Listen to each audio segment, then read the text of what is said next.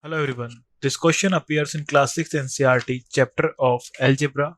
This is third question of its exercise 11.1.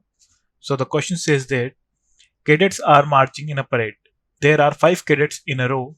What is the rule which gives the number of cadets given the number of rows? Use n for the number of rows. So firstly हम assume कर लेंगे number of rows. Let n be the number of rows.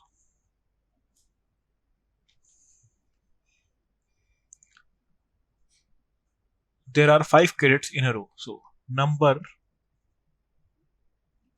of cadets in a row.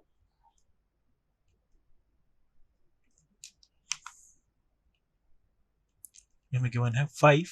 So find out करना है what is the rule which gives the number of cadets. So total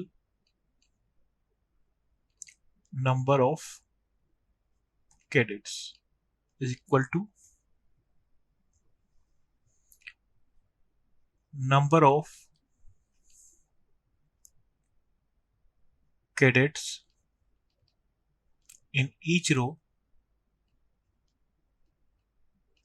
into number of rows. So number of cadets in each row हमें given है 5 and number of rows है n. So इस जगह पास 5n. Thank you.